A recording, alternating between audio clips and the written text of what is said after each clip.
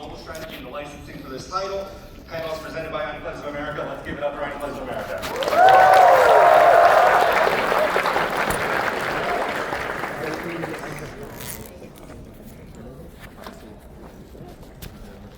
Great. All right, then. Well, we appreciate everybody logging in here IRL today. I'm going to use a lot of terms because I'm an old internet person, as I'm sure many of you in the audience are as well. That's weird. It sounds like all of you are all internet. Are you all fans of the internet here? Are there any fans of Needy Girl Overdose here? Woo! Are there any fans of K-Angel here? Well, it sounds like all of you probably know very well what we're doing here in this panel today, but for everyone who may not know, let me go ahead and read off the stuff at home. So, Needy Girl Overdose is a multi-ending adventure game depicting 30 days in the life of a girl with an intense desire for validation who aims to become the ultimate streamer with the support of Pete, who has an particular panel. It was released on Steam back in January 2022. The game has over 3 million downloads. Thank you very much.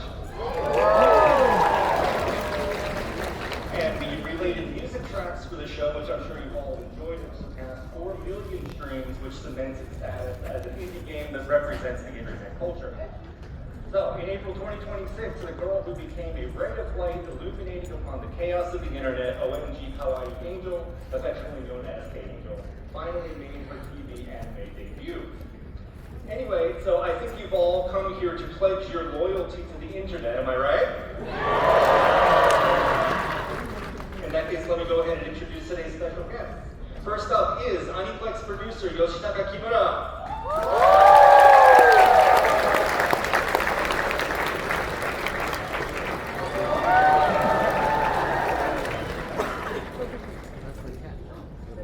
Kimura-san, thank you very much for coming.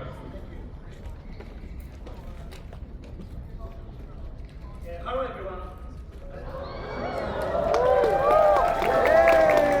I am Yoshitaka Kimura from Aniplex, and I am the producer of the anime Needy Girl Overdose. And I am so happy to spend this time with all of you at the Anime Expo. 本日はよろしくお願いします。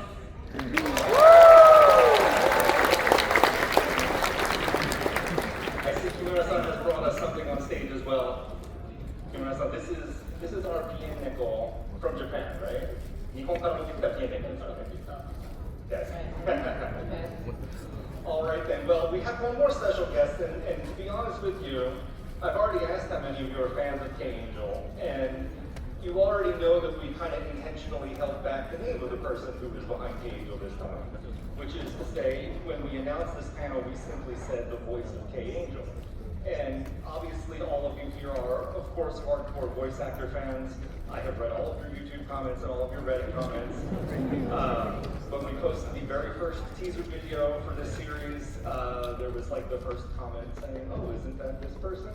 Which I was very happy to see and also very sad because now we can't reveal it here. But if you'll indulge me, then can we make the official play along with me, if you will, announcement with a quick video clip that I'd like to show you. That's Kimura-san. Yes, and maybe we have this.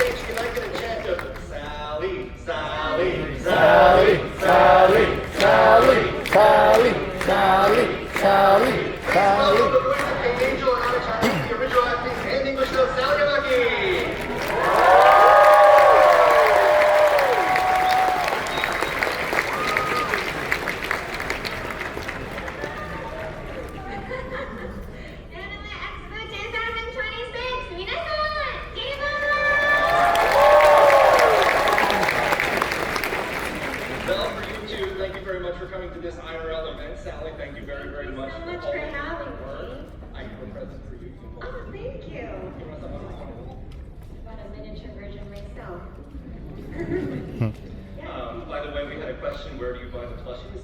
They're currently for sale at South Hall booth number 3314. It's the Aniplex of America booth, so make sure you stop by this weekend and get your own. Now that that's settled, no, please go visit our booth. Who has visited the Aniplex booth already?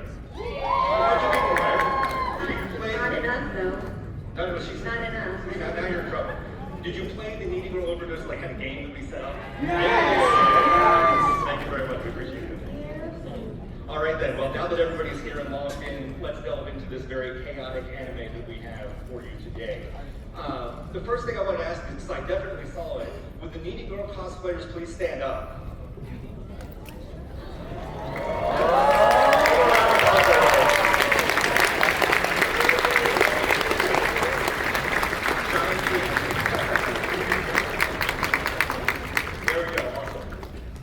Thank you very, very much for showing your support for this. We really appreciate it. I have one question for you, Sally. Yes. When you see the cosplayers doing it, like, what do you think is like the one point about their outfit? Like, if they have that, that's the perfect cosplay. Give a lesson to that. For K-Angel and I? Yeah. A ribbon, a big ribbon. Giant ribbon. Giant ribbon, yeah. And if they look a bit sad while they're cosplaying, then... All right, then. Well, I think that you guys now have been told from the K-Angel herself exactly how to portray that character. Yeah. All right, then let's get into the question part of this one, because I know you want to hear all about the behind the scenes in the anime and what went into the production of it. I want to start off with a question to the both of you. Maybe Kimura-san first, and I can have Sally jump in afterwards. But obviously, the first question on everyone's mind is, how difficult was it to keep the identity of K-Angel a secret? So, Kimura-san, K-Angelのそのアイデンティティというか正体ってどうやって隠してきたんですか？難しかったんですかね？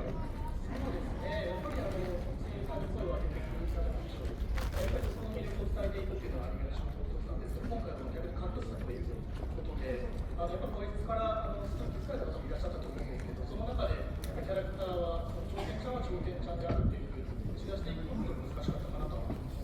So usually, when a character is voiced by a voice actor, then it's our job to promote their appeals, but this time we chose to hide it, and because we wanted to promote this character as K-Angel herself. Awesome. Sally, how about you? Like, of course it must have been difficult for you. Super difficult. I just can't keep my mouth shut, so... I had to keep it a secret for 3 years. Yeah, I know. Did I do a good job? Right? Oh my gosh, I was this close every single day tweeting. I was gonna make like a uraka. Like, is that Sally Amaki? But yeah, one of the difficult ones was one of the main cast members, Gokubara Mitsuka. Her voice is actually from a girl from my idol group, Nanabu Nanizumi, and we're very close. So when she got announced and I didn't say anything, people were like, oh, so, like, the friendship that you guys all had was fake, huh? And I'm like, no, you don't understand, I just can't say it. Yeah, I'm glad it's been 3 years and now I get to announce it. Thank you so much. Are you all surprised? I just want to know how many people were actually surprised. Well, no, so, on the very first day when we put out the teaser trailer, Yeah. of course there were people who immediately were very hardcore Seiyu fans, like, just need to hear the voice, right? Yeah. But who was there anyone who was genuinely like, I had absolutely no idea what was going on? There were some people that, okay, so you did surprise some people. I'd say like 3, okay. Thank you. Well, let's move on to the next question. Kimura-san, why did we choose to keep her name a secret this whole time? そのK-Angelの正体を隠してきた理由ってありますか？そうですね。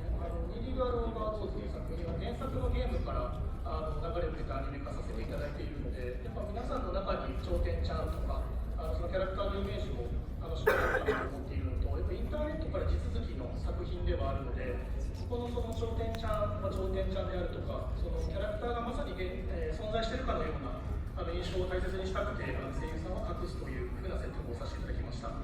So Needy Girl Overdose anime series is, it's an anime adaptation of the game of the same title, and that means that each game player had their own imagery of what K-Angel was like. So because this series is so embedded in the internet culture, we wanted K-Angel to be its own presence, and that's why we chose to hide identity of the voice actor.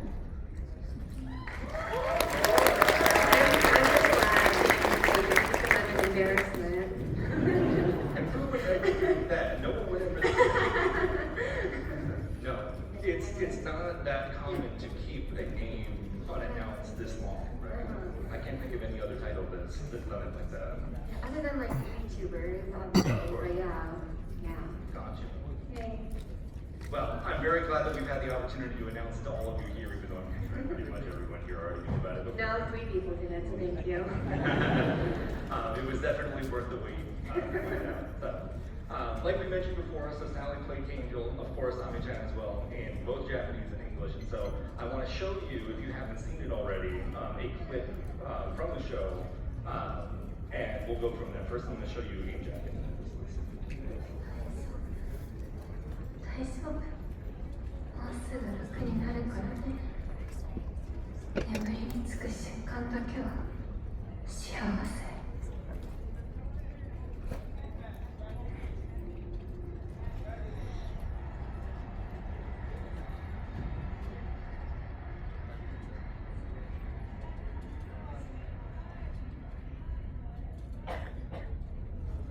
おやすみなさい。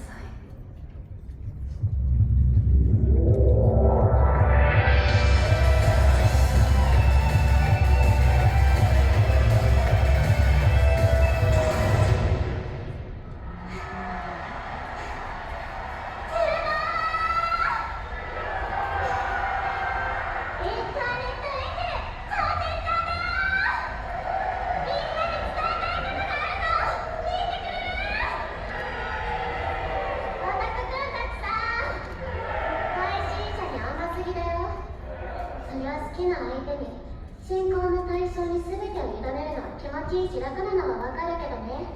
配信者はお前らに夢を見せるためにいくらでも嘘をつくんだからさ。例えば昔いじめられてぼっちだったとか、両親が毒親でとか、中学の頃から家を飛び出してとか、できる限り同情を買おうとするから心象膨大、ちょっとの不幸をめちゃくちゃ大げさに言ったりもするし、どこまで本当か嘘かがわからないのにミステリアスで魅力なのかもね。解けない魔法なら真実も嘘も関係ないし。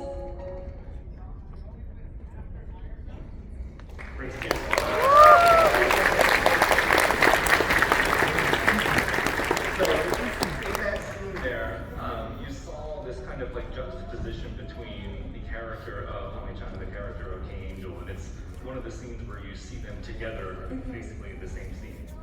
Episode 3, right? Tell me a little bit about like how do you go about approaching doing the voices for the characters for a scene like that, like the juxtaposition between those two. This scene was actually really hard because it's from episode 3, right, where you see Ami-chan and Choten-chan's past, and it was so hard. I actually had to stop the recording session because I couldn't stop crying after she like beat the crap out of her mom. Yeah, and so we had to stop the recording, and I was still crying during the live scene as well, but it turned out okay because K-Angel was crying as well anyway. But yeah, it just shows, you know, how much she's been through, and wherever there is a lot of light, you know, the darker the shadow, and I feel like it just shows where K-Angel came from. So it's, yeah, one of the most, I guess, important scenes out of the series. Yeah. For Kimura-san, for you as well, like from the production perspective, what's it like having two characters with like the split personalities like that? その一つのキャラクターが別々の人格を持っていて、そういうようなキャラクターのその制作面でいうと、なんか難しいこととかありますか？そうですね。まあ別々の側面である同じ人物であるということがやっぱりすごくセンシティブというか繊細だと思うんですけど、こと声に関して言うと天木さんが両方の声をものすごく上手にというか自分の中で解釈を作って打ち分けていただいたので。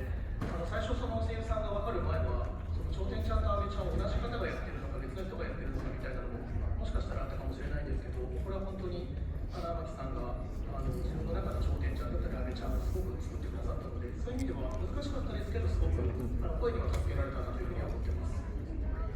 really the two sides of one character, one person, and voice to Sally did it so well. She interpreted both characters, both sides of the one character so well. And before the VA was announced, some people might have wondered if it was played by the same person or different voice actors. But yeah, because of the wonderful interpretation of Sally, it was hard, but it was difficult, but at the same time, it was not that hard.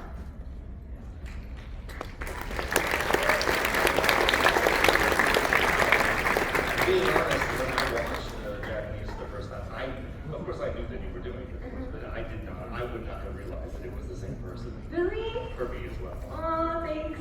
The talent. No, just kidding. Thank you. So what I want to do now for you all is I want to show the exact same scene in English so you can kind of hear the difference between the two. So let's go ahead and take a look at that. It's okay. It'll be okay. It'll get easier, I promise. The moment right before I fall asleep is the only time I'm happy.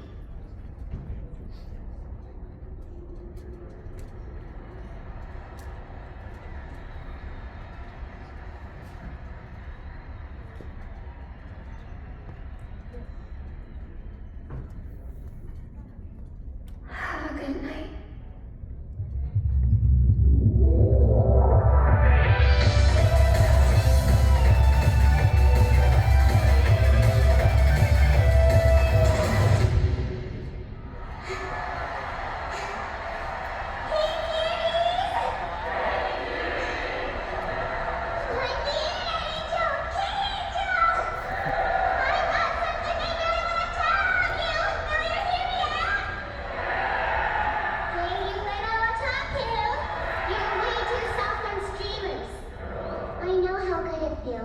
It's so simple, devoting yourself, your everything to the one you worship and love.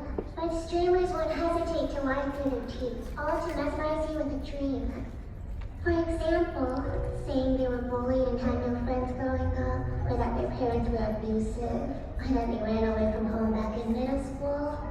If you're not careful, they'll try to squeeze out as much sympathy as they can, turning the tiniest bit of bad luck into a huge sad story. Maybe part of the appeal is not knowing how much of it's true and how much is a lie. If it's a spell that can't be broken, then truth and lies don't matter.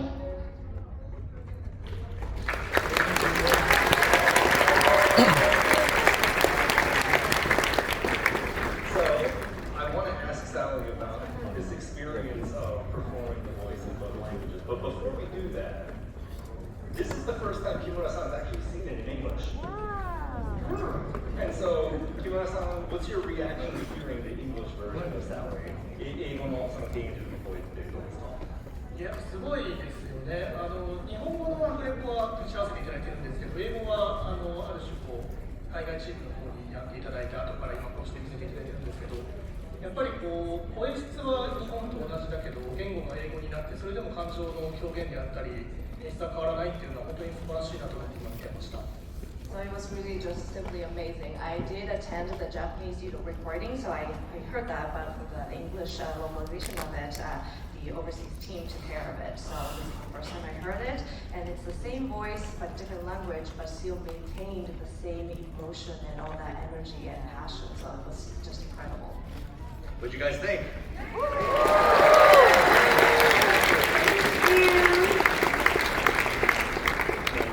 We started doing the English voice recordings. We're doing them remotely from Japan. Yes. But tell us a little bit about your experience. I know it's not your first time doing the voice of a Japanese and English character together like this, but tell me about your experience so far. It's not my first time, but it is my first time doing a girl with so much trauma and just going through the emotional roller coaster all over again from episode 1, especially episode 3 and episode 11. Have you guys already watched episode 11? Yeah, doing that a second time. Yeah, it was great. One of the things that we made sure to do, you remember the Ame-chan scream? Yes. Where the entire screen fills up with the character. Yeah. We definitely made sure to contact the Japanese recording studio and get them to give us the data so that you didn't have to do that again. Yeah, but on the first episode, if you remember, Yeah. they didn't have the data. Right. And I did all the Exactly. screens, but then they were like, actually, we got the data, so. That was my fault. Yeah, that's great. Yeah, thank you. What kind of challenges would you say you faced, like in approaching the character in the two different languages? I just think acting in English and Japanese, first of all, is very, very different. So I have taken acting lessons in Japanese, but I don't know if I can even act in English, to be honest. And the way they record things in anime in English and Japanese is also very different as well. So in Japanese, they take the whole entire first half of the anime in one go, but in English, they cut it like sentence by sentence. So sometimes, like, you know, you'd want to say the whole entire phrase with like one emotion, but they'd have to like cut me off every like 5 words. So I guess keeping my emotions in that area was kind of hard in the English version. And because this series is so dialogue heavy, it's like all tongue twisters. I can feel my tongue after like all the recording sessions. So yeah, it was really fun though. Yeah, I'm glad I was able to do it. The Japanese way of doing the voice recordings, before I joined Aniplex, I was a voice actor manager. They actually have them do the full first episode as a like dry run through. Yeah. First length, then Yeah. they take a break, and then they come back and do the whole episode in one take, basically. Yeah. Unless there's a long problem. Yeah. But we didn't do it that way in English. No, and also, apparently in the English version, there's also like a test run and then the real thing. But because I was doing the real thing during the test run because I didn't know, I did all the episodes in one take. So that was also something different in the English and Japanese version as well. But yeah, just all the dialogue, the tongue twisters, yeah.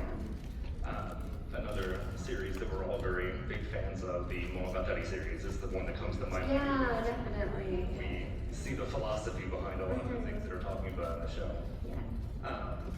The other question I was going to ask is like a follow-up though, like the voice of Kay Angel, she's not just one character type, right? She has her streamer personality, she has her idol personality, then as Ami-chan, she has the other traumatic kind of personality, or more kind personality towards the other characters. Like, was there a specific kind of energy you were trying to capture with each of those, or like a streamer energy or this energy or that? Yes, definitely. When I did the audition, I was the player of the game as well, so I knew about the game before the audition came. And I just wanted to make sure Kay Angel sounded as fake as possible, you know?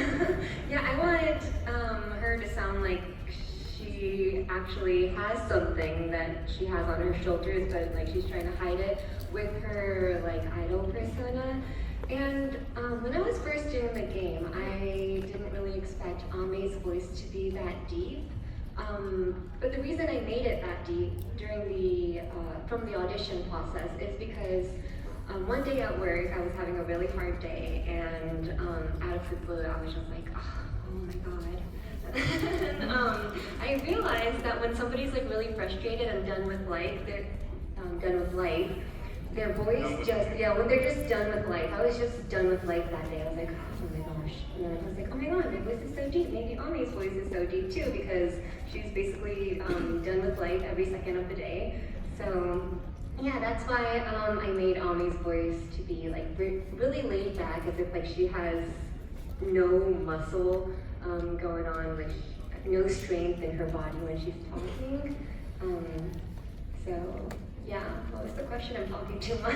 You answered it perfectly. Yeah. Especially the scene that comes to mind is the scene where she is in the psychiatrist's office asking for more medication. More medication, yes. And it's just very, yes, thank you, doctor. Yeah, the direction for that scene was that she's there like all the time, so it's like she knows what to say. When I first did the test run, I put in a lot of emotion to it, But the director was like, no, like she's done.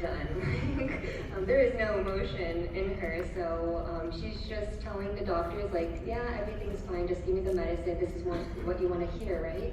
So yeah, the reason that scene was like so monotone was because of that reasoning as well. But when she talks to P, her lover, I made sure she had a really sweet voice. I would actually memorize the lines and talk to my members with that line and be like, hey, 22/7, my idol group members, and be like, which one, which voice or like which reading was like the most, you know, cute, adorable, like way of like reading it. And so my group members also helped me out a lot in this series as well.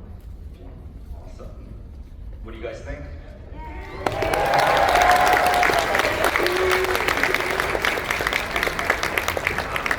It was a pleasure to have the opportunity to work with Sally in both Japanese and English. And I wanted to get Kimura-san your opinion on this as well. Why did we decide to cast someone in both languages? What's the benefits or like what can we get out of having one person do both languages?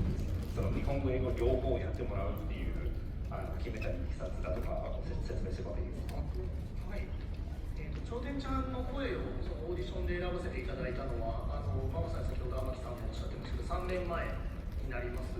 でその時にはニャルラさんであったり、戸上俊也さん、斉藤さんであったり、僕であったりというふうに。300人ぐらいの声を聞かせていただいて、で、頂点ちゃんをこの人にお願いしようというふうにオーディションをまずさせていただきました。So when we had an audition for K-Angel, which Sally said 3 years ago, this was 3 years ago, and you know, starting with Nyarura, Saito-san, there were like 300 people who listened to it. で、その時に日本語でオーディションさせていただいたので、基本的には日本語のお芝居から、頂点ちゃんにふさわしいであろうというところの方を選ばせていただいていて、その時点では天木さんが英語を喋れるからとか、そういう理由で選んだわけではまずありません。So the audition script was in Japanese, and at that point, you know, we didn't pick Sally because she is bilingual. その後に、実際に日本語の頂点ちゃんをお願いすることになった後に、天木さんが英語も喋れるということで、やっぱり頂点ちゃんというキャラが国境を越えて愛されているキャラクターではあるので、もし将来そういうふうに海外にアニメを展開することになった時は英語の声もやっていただけると嬉しいねという話はあって、正式にその話が動いたのはアニメを作ってる間にアニプレックスの海外のチームからぜひ海外のリガのアニメをやるときにも天木さんに声をお願いしたいという話になって、それで正式にボイスを両方やっていただくということになりました。So, you know, after we cast Sally as K-Angel's voice, and we realized that, oh, she is bilingual, so, you know, because K-Angel goes beyond borders, right? It transcends borders. So if we wanted to make the series internationally available, she could do the English voice of that. And so during the animation production process, Aniplex Overseas Branch actually approached and said, why don't we make Sally the English voice of K-Angel as well? Awesome. Thank you, Kimura-san, for the opportunity to do this. Thank you, AOA. Thank you, Aniplex. Thank you, Dora. And this kind of leads right into the next thing I was going to ask Sally, which is, we mentioned before that Sally has done the Japanese and English voice of other characters together before, but how does it feel for you right now with your history and everything that you've gone through, all of the roles you've had, to be here with this title now on this stage in Petrie Hall at the Los Angeles Convention Center? How do you feel right now? How do I feel right now? I mean, Anime Expo was the very place where I decided that I wanted to become a voice actor. 14 years ago, 2012, I actually went to Okamoto Nobuhiko-san's Blue Exorcist movie panel, and during the Q&A session, somebody asked him, like, how do you become a voice actor? And he told us step by step, like, you need to come to Japan and enroll in a voice acting school. And I listened to everything he said, and I just one of my goals was to come back to AX, but I didn't think that I would be able to come back as a voice actor for a main character and have the lanyard be Chobye-chan as well. This is more than what I've imagined, so honestly, it's such a dream come true. I still think this is a dream. I can't really process it yet. Maybe I'll process it like next week. But yeah, so far it feels great and it's so good to be back.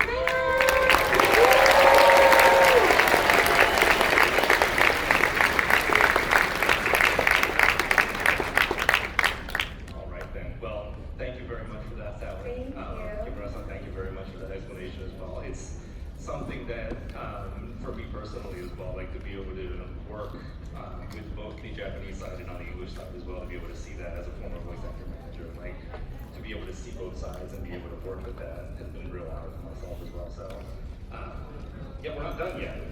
We're not. It's episode 13. Oh yes. We haven't recorded episode We're almost 13 there, yet. so Yes. you have something to look forward to once episode 13, the dub comes out in a couple weeks. So please look forward to it.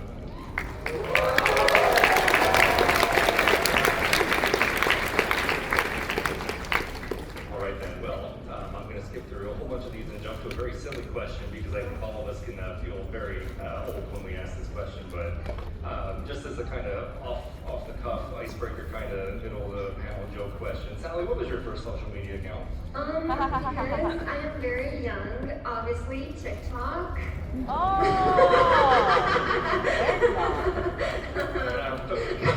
Young. No, it was actually Tumblr and Facebook. I used to be a pro at Tumblr. Tumblr pro. I was so good at it. I used to have an account for like all the different HTML like blog design. Yeah, I used to make one where you can feed goldfishes. Like, yeah, you can feed gold. Do you remember it? Really? That was me. I mean, there were several people, but if you used mine, yeah, I hope you credited me. But yeah, I was such a pro at Tumblr.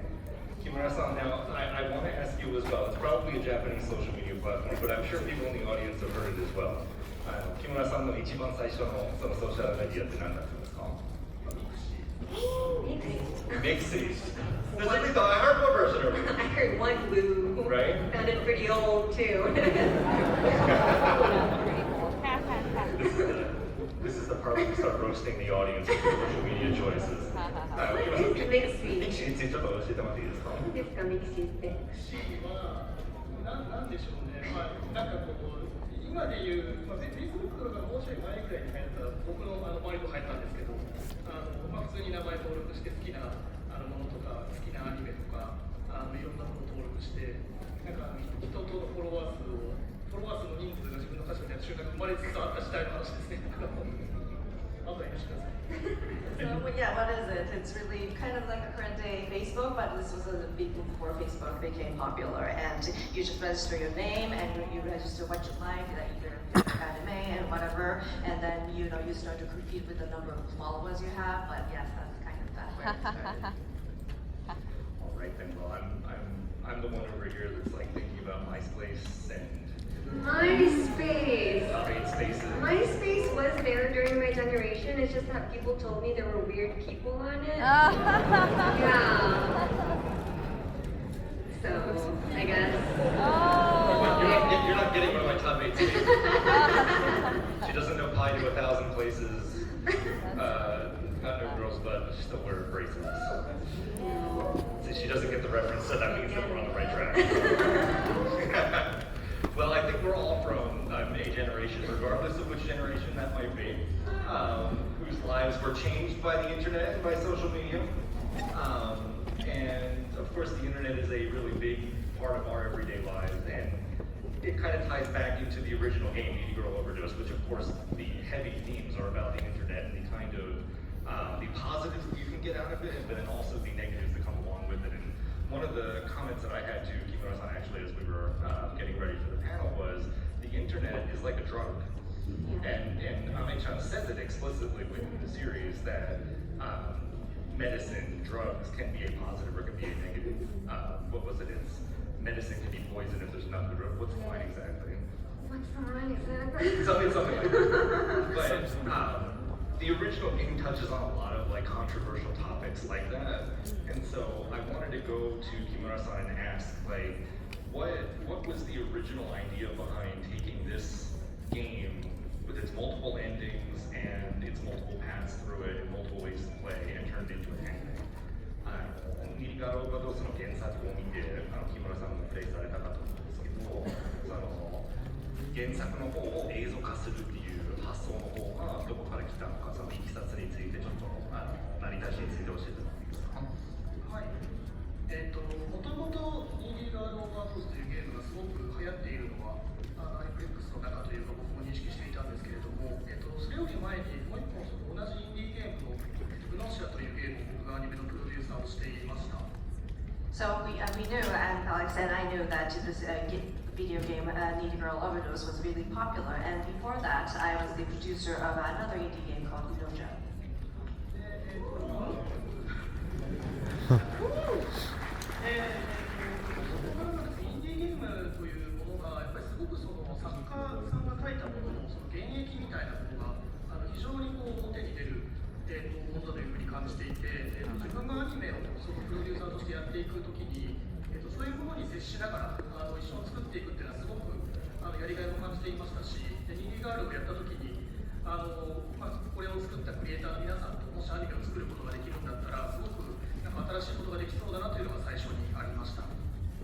So as a producer, these type of indie games has this essence of the creators and authors really, really, thick in these indie games. And as a producer, to be able to work with a creator like that would be such a rewarding experience for me. So just playing the game, I was inspired to make an adaptation of this video game.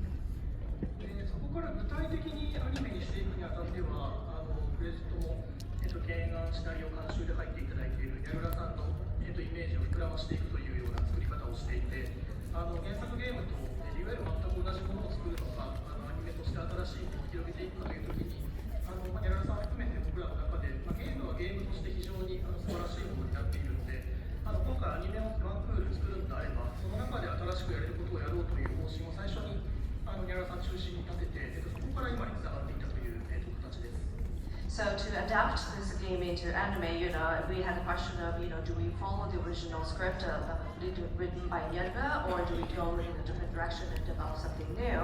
And so, we decided to, why not do something different and something new with the original anime series? So that's the direction we took. I think that the game and certain aspects within the game for the players who have played, and gone through all the endings and so on, you can see very clearly within the show different specific references. And the game can be cute, the game can be funny, the game can be playful, the game can be scary, the game can be disturbing. And so one of the follow-ups that I had for you all was like, what do you think is hard to balance about a game, like an original game or an original script that has all of that within it? I'll start with you, Sally, and I'll get you with something. Challenging part about balancing a little bit. Oh my gosh. Because it, has such a heavy topic, drugs and a lot of mental illnesses, putting in too much lighthearted jokes is probably going to take away the whole entire meaning of the story. But without the jokes, it's going to be too heavy, and it's going to, I guess, some viewers might think that it's too much. So I don't know, I think Needy Girl did a really good job with keeping the 50-50 balance, and also us, the voice actors, really made sure that we read the lines. If it was too depressing, we purposely read it in a happy tone to balance it out and stuff too. So it was a lot of teamwork to not make it seem, so depressing, especially episode 11. Yeah, I know, it was a lot. Episode 11 was a lot, but they tried putting in the parodies of, what was that, the lawyer anime? I'm forgetting it. Yes, Objection, putting in a lot of those parodies to make it light, but the dialogue is pretty heavy. yeah, it was like a really good balance, I think. 木村さんもそのゲーム原作のすごく可愛いところもあって面白いところもあってダークなところもあって寂しいところもあってその映像化するにあたってはどうやってそのバランスを保って作られたんですか？そうですね、やっぱりゲームやった時の感覚としては挑戦ちゃんという非常に強い個性を持ったキャラクターがいるというのは当たり前なんですけども、それ以外にいわゆるそのゲームのそのカラーだったりなところだったり音楽だったりとかすごくそのいろんなクリエイターさんが、力を出し合ってそれを最終的に一つのゲームとしてまとめていくにあたってやっぱそのポップで可愛くてちょっと毒気があるというのがニーリーガールオーバードーズの魅力だったと思うんですけど、アニメにするときには、彼女のその、ゲームの中でも多少ライトが描かれてはいますけど、そのもうちょっとバックボーン寄りというか、頂点ちゃんやアメちゃんっていうキャラが持っている暗い部分であったりとか、そういうところにフォーカスを当てつつ、彼女と、ゲームのプレイヤーのすごく狭い世界の、話がゲームだとすると、アニメの場合はもう少しカメラを引いて、彼女がいる世界を、切り取るとしたら、じゃあどういうアニメになるかというのを見ていきました。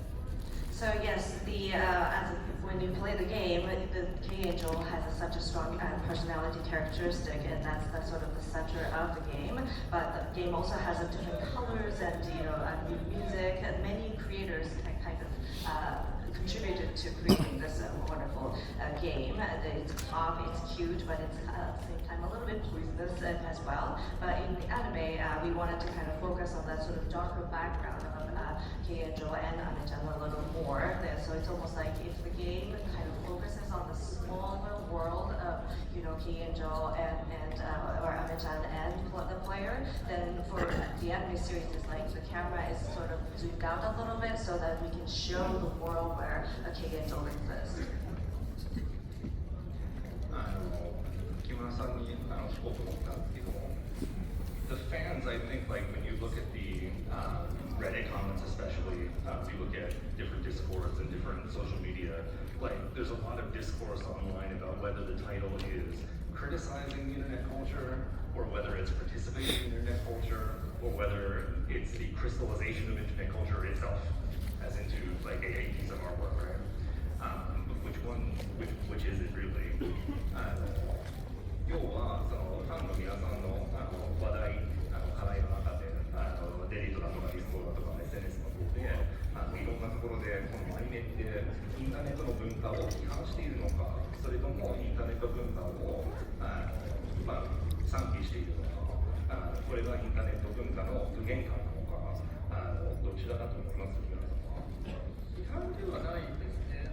インターネットは僕とニャルラさんは年が近いんですけど、割ともう物心ついた時から生活の一部としてインターネットがあった世代だと思っていて、ある種の、いつも日常の中にあるものに、肯定も否定も特にないというか、ただそれがあった青春だったり、それがあった人生っていうものは、僕らにとってはもう普通というか、そういうものなので、それに対してやっぱりそれが変わっていく、インターネットの昔のあり方と今のあり方は間違いなく変わっていると思いますし、その中で、寂しく思う部分もあったり、今はもう全然力の使い方をしたりとか、そういう昔を思い出すような部分もあれば、今の自分だから分かる部分もあればというのをふんだんに詰め込んだのがリリガのアニメなのかなと思います。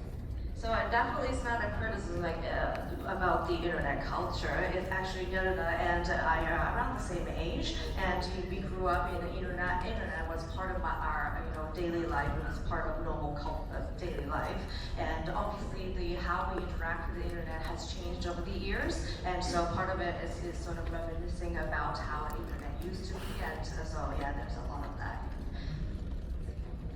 Awesome. Well, I want to move on to a different kind of section here. We kind of touched on this a little bit, but I wanted to get Kino-san's kind of input on a part of the series that has become ingrained not only within the culture of the game itself or the anime itself, but then with the internet culture in general, and that's the music for the show. Do you guys enjoy that opening theme, the ending theme? 8 hours to record. Go ahead, Sally. I want to hear, because I knew you were going to say, so please go ahead. It took 8 hours. Oh my god. 8時間かかりましたよね。本当に。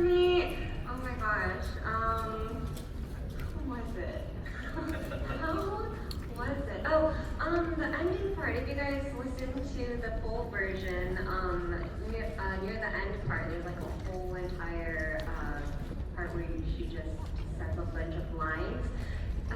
They didn't make enough time for me to fit the whole entire line, so I couldn't fit it in, but because Ayoban-san was there at the recording studio, he actually added a couple more seconds to the song just so that I can, right then and there, and that's why we were able to make the full song without cutting any of Nereda-san's lyrics. Yeah, but also they made me sing like 5 versions of the song, like -1, -2, like the keys. Yeah, just to make sure, like, you know, like what sounded the most comfortable for me. And I told them -4 was the most comfortable. And they were like, okay, let's go with the original key. I'm like, okay, don't listen to me then. So yeah, how was that? 木村さんどうですか？そのオープニングの収録もそうだし、そのエンディングのことももしコメントがあれば。音楽全般。はい。まずオープニングのインターネットエンジェルっていう楽曲がアイオバーンさんが作っていただいたんですけど、本当に8時間レコーディングかかりまして、で、本当にその、ギャララさんもアイオバーンさんも来ていただいて、頭から撮っていったんですけど、大変でしたよね、すごい。はい、楽しかったですよ。It was so fun, guys. I'm being honest right now. So, yeah, for the opening theme, Internet Angel, Ayoban composed it, and as we said, Inyarita was there as well, and it took 8 hours to record. で、アイオバーンさんにオープニングをお願いできたのは本当にありがたく思っていて、やっぱりゲームをプレイした時からこの作品をアニメにするにあたってもアイオバーンさんの楽曲っていうのが必要不可欠だと思っていたので、やっぱりアニメの顔となるオープニングをお願いできたことはすごくありがたく思ってますし、アイオバーンさん自身もインターネットオーバーロード、インターネットやメロときて、それの、締めくくりというか、一本集大成となるインターネットエンジェルを作っていただけたこととか、ご本人のコメントとかも含めてすごく魂も込めていただいたので、まずはアニメのプロデュースとしては本当に嬉しく思ってます。Yes, it's been we are so lucky that Ayoban was able to, join this project. And, when you play the game, you understand that Ayoban's music is so crucial. So it was important for us to include Ayoban's music in it and in the series. And Internet Overdose, Internet Yameno, Internet Angel is almost like a trilogy. So to be able to, include that in the series was such a big luck. Thank you. あとはエンディングとか他の曲に関して言いますと、原口さすけさんという、素晴らしいクリエイターの方に挿入歌であるシルバーサーティとか、カラマーゾフというアニメの中で登場する、キャラクターたちの曲も作っていただきましたし、デデマウスさんという、アーティストの方には劇版を作っていただきました。で、北谷達也さんという素晴らしい方、これクリエイターの方には、エンディングテーマを作っていただきまして、この曲は、先ほどちょっとお伝えしたインターネットというものをこの作品がどう見ているかというところでいうと、やっぱりインターネットのレクイエムというのが一つのテーマになっているので、そういうものを込めていただいたと思っております。So we had this wonderful creator called Sasuke Haraguchi compose an insert song called Super 30 and Kakamazov's lyrics as well.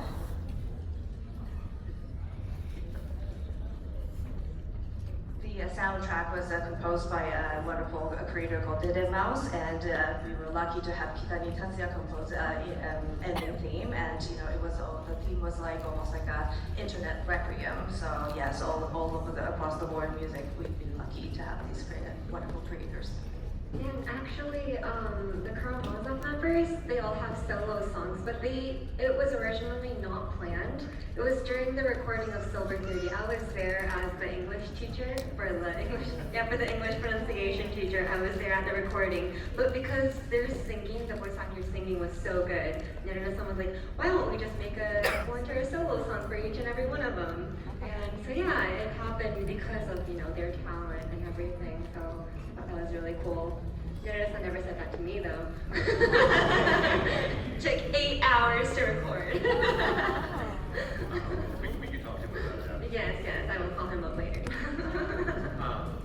So you mentioned Karamazov, and I did want to make sure that I mention in for the original anime characters, because they do have a really integral part to play within the story itself. And so I don't think we would have the anime, obviously, if it was not for the original characters that were there too. So can I get a round of applause for the wonderful original characters that we have?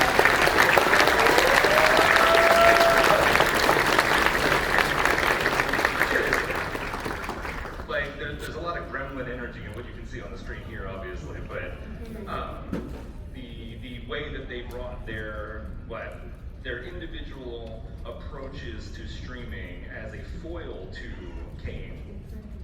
She has a certain opinion of how she needs to portray herself, how she needs to stream, what content she needs to put into her streams, because she has a certain worldview of how that is going to affect the otakus of the world, right? But the three in the Karamazov trio, they have their individual backstories and their individual reasons. Like, tell me a little bit about, like, how do you feel K-Angel's position and their position differs or is, like, similar in how they're trying to approach the streaming? I feel like, I don't know if this is correct, but from my point of view, I feel like K-Angel is a streamer for the otaku, whereas Karamazov is basically doing it for themselves. You know, it seems like they're enjoying it a lot more than K-Angel. And also, I think in episode 7 or 8, K-Angel was saying, you know, they have things, like their friendship, like they have things to protect, and that's what makes them weak. But I also feel like that's what also makes them strong, you know, like having all the pressure, not having to have all the weight on one person's shoulder is probably helping them a lot. And so yeah, I think who they're streaming for is the big difference, you know, in the very end. And I feel like that's why K-Angel lost to them one time and then beat them again, so. Spoilers if you yeah. Oh, whoops. Series. It's all out in Japanese, of course. It's all out in Japanese. It is, So. Yeah, she goes back again. But yeah, I think that's a big difference, yeah. And I feel like that's what makes it beautiful, yeah. Kimura-san, I wanted to ask you about this as well. Like, the Karamazov characters, they kind of orbit around Kane, or like, they surround this godlike figure, I guess, and they're kind of in her orbit. But like, what do they show about being famous online, or what online streamers can do that Ame-chan or K-Angel can't do? 要はカラマゾフの3人がK-Angelのその周りにいるんですけど、そのK-Angelができないことでカラマゾフの皆さんができたところで、要は配信者がこういうこともできるんですよ。K-Angelができないけど皆さんができるっていうのは何か意識してやったんですか？そうですね。もともと今アニメの中で描かれているコンセプトとして、朝鮮長期団は基本的に一人で配信活動をしているキャラクターだと思うんですけど、それに対してカラマーズは3人組という、ユニットで活動するという差がまずあります。なので、朝鮮長にできないことであったりとか、配信者のやり方の時に、朝鮮長では一つ完成した形であるならば、他の形で上に上がっていく、のし上がっていくキャラクター像っていうのはどういうものかというのが最初の段階ではあったと思います。So in the concept of anime, you know, K-Angel is the solo streamer. She streams alone, but Karamazov, you know, they're a group of three. So what, you know, K-Angel can do is the difference is how. So K-Angel is a top streamer, and to portray Karamazov as, you know, what can they do that K-Angel can't do is, you know, the difference, the attitude towards streaming, and you know, K-Angel kind of completes the one style of streaming, but then Karamazov can kind of offer a different style of streaming. Gotcha, thank you very much. The last we're getting close to the end here, so I want to make sure we get into the last few important questions here. I know, it feels like it goes by so fast, right? But let's pull up this one, because I wanted to ask this one definitely. But first of all, Sally, what was, of course, the most fun scene for you to record? Let's make sure we get that out there. Spoiler alert, episode 13, or 12, 13? 13 actually, where Ame wakes up and was like, am I a princess? And then, there's like, she's like, hey you peasants, and then they get all drugged up together, and then, that was honestly the funnest scene to record. The peasants are voiced by the Karamazov and Kache members, And the director was like, just make the weirdest noise you guys can make. And we were like, okay. It's so fun. And like, we sweat the most during that scene, yeah, because we moved our bodies so much. But honestly, that was the most fun to record. Please look forward to that scene if you haven't seen it already. Yes, it's like a nightmare, honestly. 木村さんどうですか？その一番好きな一場面っていうか何だったでしょうか？そうですね、まあ、映像的にはやっぱり柔道とかライブシーンがある話数だったり、アニメのクリエイターの方のすごくこう個性豊かな部分が出てる話数っていうのは好きですけど、なんかこうアフレコとかも全て振り返ってやっぱりすごく印象に残ってるのは3話ですね、アメちゃんの過去が描かれるというかエピソードはすごく印象に残っていて、天松さんもおっしゃってるからいいと思うんですけど、アフレコが終わった後に結構感情を天松さんが持っていかれるというか、そういう一面もあって、すごくこう、自分たちが作っているものがすごくこう、ある種こう闇の深い部分であったり、感情の重いところを描いているんだっていうのを実感したのが3話でした。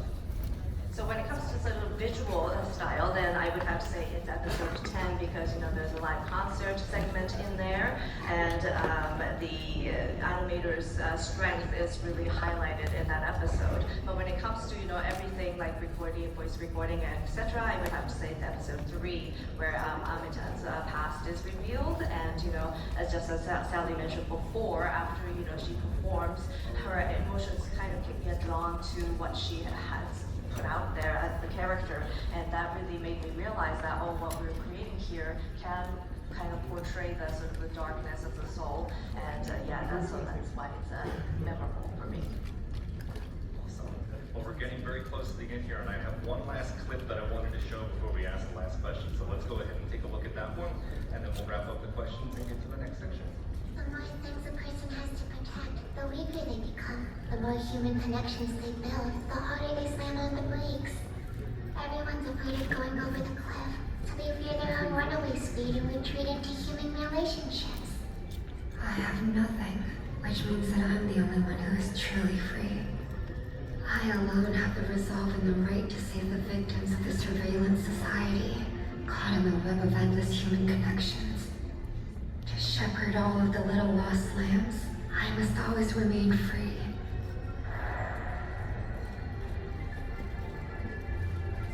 Truth, good, beauty. That tricolor must be stronger than anything. But God is the only one who possesses all three and surpasses them.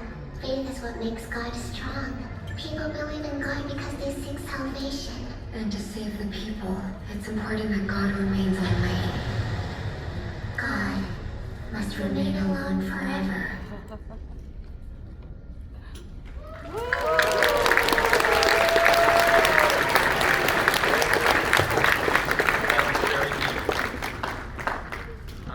And that leads us finally to the last question I wanted to ask in this talk section. But you see a lot of discourse online where people are talking about obviously Ame is a character, King Angel is a character, and they say that Ame is the real self and King Angel is the streamer self, or like they have two different distinct personalities. And there's many different ways that you can interpret that, right? But what part of King Angel do you think, Sally, is actually truly Ame, and what is a performance that she's putting on? Or is it all just one and the same? To me, I think it's all one and the same. Her having to put on a persona is King Angel, Ame used to watch idol anime, Usopp was one of the characters that she had for her emotional support, and King Angel is actually based off of children's anime shows. So yeah, I feel like her having to put on that persona of King Angel to stay positive and give people motivation all comes from her true self as well. And I relate to that very much because I too change personality. Yeah, I'm not that very talkative behind the scenes when I'm with my members, but then when I'm on stage, I'm like, hi guys, how you guys doing? I'm Araya Sunshine. Yeah, so I feel like, like when you're with with your friends and with your colleagues and your boss, you change personalities, but that's all you know? So I feel like that's the case for Ame and Keijo as well. Well, you heard it here from the Keijo herself. You heard it here, and I want to get Kimura-san's input on this one as well. 木村さん同じ質問ですけど、そのアメちゃんと頂点ちゃんの方が、アメちゃんが本人だったら頂点ちゃんが別人格の配信者みたいな別々の扱いされることもあるんですけども、共通点があったりとか、逆にもう頂点ちゃんがアメちゃんであるっていう事実があって、何かそこら辺の解釈が木村さんの方でどんな感じで見てますか？まあやっぱり同じ人間ではあるのでそこはっていうのがありますけど、根底にあるのはやっぱり満たされていないし、満たされたいと思っているなのかなんだろうなというのは自分の中の解釈としてはありました。それが承認欲求っていうことなのか、あるいは友達ができるということなのか、いろんなその中ではあると思うんですけど、少なくとも彼女がどれだけ成功している人間に満たされていないし、まだまだ自分を見てほしいと思っている女の子であるというのは、頂点ちゃんとアメちゃんに通底する部分としては意識していました。So, I mean, it is the same person, right? But to me, it's the girl who is unsatisfied and, you know, somebody who wants to be acknowledged, somebody who's looking for friends, and no matter how successful she may look, you know, she's still unsatisfied and she still wants to be seen, and that's the kind of person that these characters have in common. All right, then. Well, that ends the questions that I had here for our panelists. Please give them a huge round of applause. I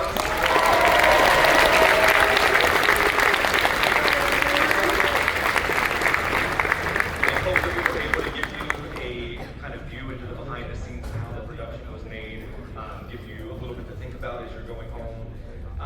Obviously, it is a very philosophical, deep series, and I think if you watch it again from the start, just all the way through, which is what I did on the plane on the way here, if you watch it through one more time, you're going to get more out of it the second time. And of course, hearing the wonderful answers from our panelists today, you'll have something to chew on when you go home. But I don't want everyone to go home completely empty-handed. And so we're going to have all of you stand up, and we're going to play rock, paper, scissors, but Sally, because we have 5 signed Sally Amaki pencil boards. And we have 5 signed OMG Kawaii Angel signature pencil boards. So the people who basically, if you lose to Sally, please sit down. You will continue playing until there's only 10 people left in the room standing. Those 10 people will be the ones to get it. Please be on the honor system, because this person right here is going to come after you if you don't. Yes. If you don't follow the honor Somebody next system. to you is cheating, you know what to do. So if I can have everybody in the audience stand up, please. Sally, if you want to stand up.